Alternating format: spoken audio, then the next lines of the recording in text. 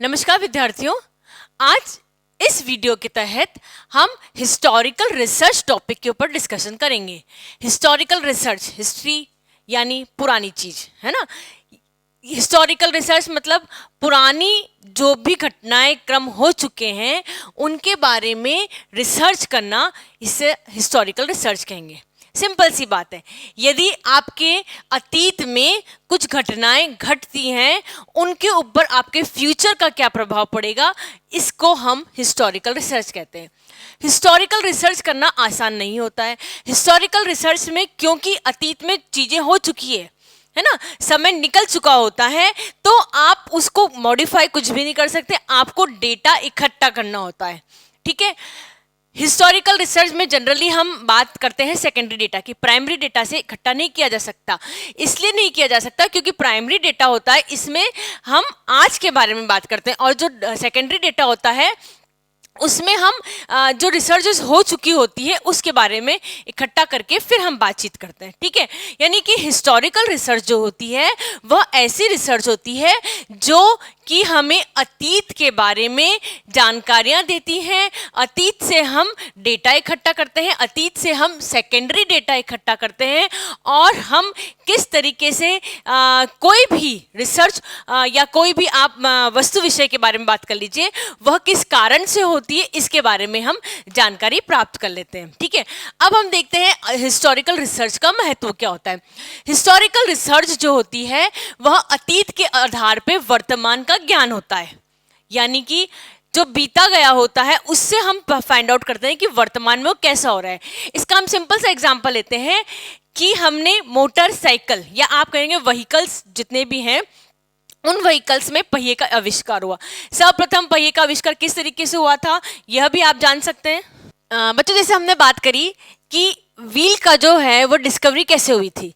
Wheel की discovery हमें सबको पता है, एक पहिया बना है ना। पहिया किस तरीके से बना कि जब हम बात करते हैं पुराने टाइम पे आदि मानव की, जब हम बात करते हैं तो एक बाय मिस्टेक जो है लकड़ी का जो है वो राउंड शेप का लकड़ी जो है वह तेज स्पीड से निकलती हुई गिरी है ना, गई। अब तेज स्पीड से निकलती हुई गई, उसके ऊपर सामान आसानी से रखा गया, तो मनुष्य के माइंड में ये कौन था कि हम इस तरीके की चीज बनाए जिस तरीके का, या आप इसके अब हम ये कह सकते हैं कि पहिए का निर्माण के लिए उस समय विचार कौन था। उसके बाद पहिए का आविष्कार हुआ। टू व्हीलर में सबसे पहले बाईसाइकिल का हुआ, फिर उसका स्कूटर, मोटरसाइकिल, इस तरीके से निर्माण होते गए। यानी हमने ये देखा कि अतीत के आधार पे हमने वर्तमान के बारे में जानकारी प्राप्त करी। इस तरीके से हम ये भी कह सकते हैं, सबसे बढ़िया एग्जाम्पल रहेगा इसमें सेंसस का।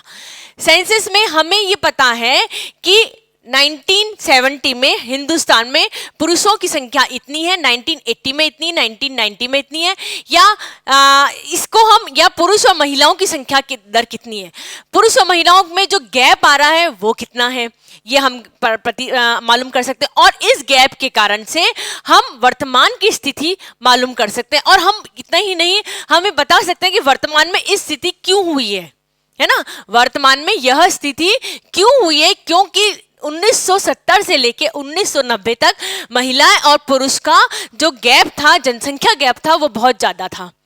इसके बाद सरकार ने क्या करा, इसके बाद सरकार ने बेटी बचाओ का कानून लगाया, कन्या भ्रूण हत्याओं का कानून लगाया, लेकर आई सरकार, और इससे जो महिला और पुरुष का जो रेशो था वो मेंटेन रहा। यानी हमने किस पे पता लगाया, अतीत के आधार पे, है ना। इसलिए हिस्टोरिकल अतीत के आधार पे हमने हमारे वर्तमान को ठीक करा। हमने जो रेशो बिगड़ रहा था उस रेशो को हमने ठीक करा, किसके आधार पे, अतीत के आधार पे। इसलिए हिस्टोरिकल जो रिसर्च होती है उसकी इंपॉर्टेंस होती है। नेक्स्ट है अतीत के प्रभाव का मूल्यांकन। कैसे क्या होगा, हमने अभी आपको एग्जांपल दिया, पुरुष और महिलाओं का जो रेशो गड़बड़ा रहा था उसके आधार पे फ्यूचर में क्या होगा, है ना, उसका मूल्यांकन करा। अगर हमने आज की तारीख में मूल्यांकन करा, यदि पुरुष और महिलाओं की जो रेशो है वह डिफरेंस ज्यादा हो रहा है तो क्या असर हमारे समाज के ऊपर पड़ रहा है। शिशु मृत्यु दर बहुत ज्यादा हो रही है तो हमारे समाज पे क्या असर पड़ रहा है। अब शिशु मृत्यु दर हम किस तरह से ढूंढेंगे एक साल में, पिछले एक साल में शिशु की मृत्यु कितनी हुई है ना, ये हमने फाइंड आउट करा। हमने कैसे फाइंड आउट करा? हमने फाइंड आउट करा हिस्टोरिकल डेटा से। हिस्टोरिकल डेटा में हमने कौन से डेटा यूज करे? Secondary data. ठीक है, हमने सेकेंडरी डेटा में जितने भी हॉस्पिटल्स थे उसमें जाके मालूम पड़ा, या आप ये कह सकते हैं नगर पालिका में जाके मालूम कराया कि हमने शिशु की मृत्यु दर कितनी हुई है। फाइंड आउट कर लिया, इजीली हमें मिल गए। अब हमने क्या करा, उसका क्या प्रभाव पड़ रहा है समाज के ऊपर, क्या प्रभाव पड़ रहा है, पॉजिटिव पड़ रहा है कि नेगेटिव पड़ रहा है, इसके बारे में हमने रिसर्च करी। तो अतीत के से ही हमने फाइंड आउट करा कि शिशु मृत्यु दर का क्या हमारे समाज के ऊपर प्रभाव पड़ रहा है। तो क्या प्रभाव पड़ रहा है, यह भी एक इसकी इंपॉर्टेंस होती है, और किसके द्वारा हो सकती है? केवल हिस्टोरिकल रिसर्च के द्वारा होती है। नेक्स्ट है परिवर्तन की प्रकृति को समझने में सहायक। परिवर्तन जीवन का नियम है। आज कुछ स्थिति है, कुछ समय बाद कुछ स्थिति आ जाती है। ठीक है, परिवर्तन निरंतर होते ही रहते हैं, चाहे प्रकृति में हो, चाहे हमारे समाज में हो, चाहे मनुष्य के जीवन में हो, हर तरीके से परिवर्तन होते रहते हैं। अब परिवर्तन की प्रकृति क्या है? परिवर्तन की प्रकृति समाज के लिए पॉजिटिव हो रही है, या परिवर्तन की प्रकृति समाज के लिए नेगेटिव हो रही है? इस प्रकृति को समझना पड़ेगा, और समझने के लिए हमें पुराने अतीत में जाना पड़ेगा, है ना, चाहे कैसी भी हो। हमने ही अभी आपको एग्जाम्पल दिया, पुरुष और महिलाओं का रेशो 1970 से लेके 2010 तक का हमें पास डेटा है। क्या परिवर्तन हो रहा है, क्यों हो रहा है, कैसे हो रहा है? पहले पुरुष और महिलाओं का जो रेशो था वह में डिफरेंस था, वो बहुत ज्यादा था। अब जो डिफरेंस आ रहा है धीरे धीरे धीरे कम होता जा रहा है। प्रति 1000 व्यक्ति इतना रेशो पुरुष के प्रति इतनी महिलाएं हैं, है ना। पहले डिफरेंस था वो बहुत ज्यादा था, अब जो डिफरेंस जो होता जा रहा है वह कम होता जा रहा है। इसकी जो प्रकृति है वह हमने फाइंड आउट करी, और प्रकृति जब हमने फाइंड आउट कर लेते हैं उसके बाद हमारे जितने भी नियम कायदे लॉज जो होते हैं, और जो हमारे आगे का भविष्य में हमें क्या करना है, इसका हम निर्माण आज करते हैं।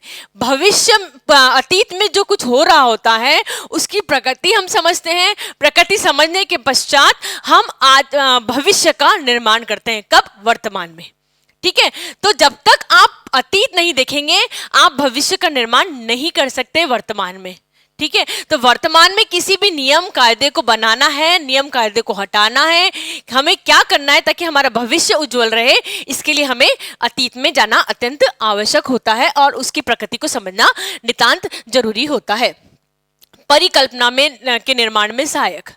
परिकल्पना का मतलब होता है कि हम ये बता सकते हैं कि क्योंकि हमारे पास रिकॉर्ड्स हैं, है ना, हम ये बता सकते हैं चूंकि ये रिकॉर्ड्स हैं तो यह भविष्य में हो सकता है।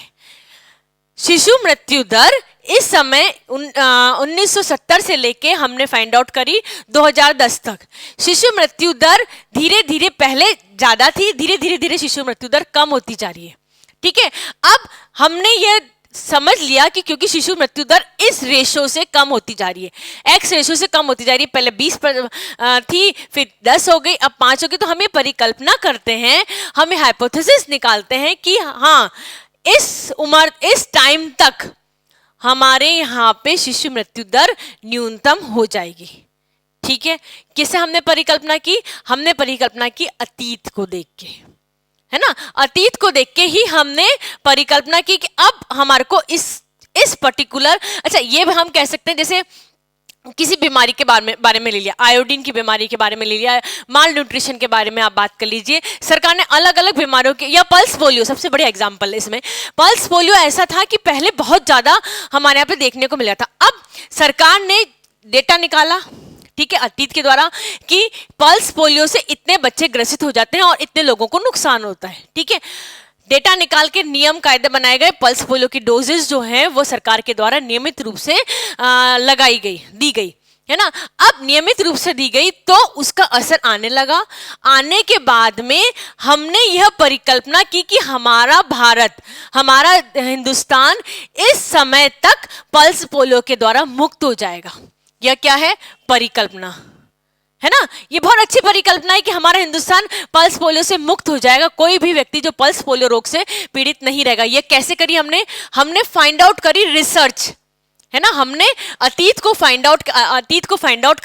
अतीत को फाइंड आउट करने के बाद में हमने क्या करा, हमने उसके वर्तमान का ज्ञान मिला, हमें वर्तमान में हमें ज्ञान मिला कि पल्स पोलियो के कारण हमें यह हो रहा है। हमने अलग अलग तरह के मूल्यांकन निकाले और हमने ये भी देखा, क्या देखा हमने अतीत का प्रभाव में, कि अगर ऐसा ही होता रहा तो हो सकता है हमने कोई नियम कायदे नहीं बनाए, हमने फ्री डोजेस नहीं दी, तो हिंदुस्तान में पोलियो के से काफी लोग ग्रसित हो जाएंगे।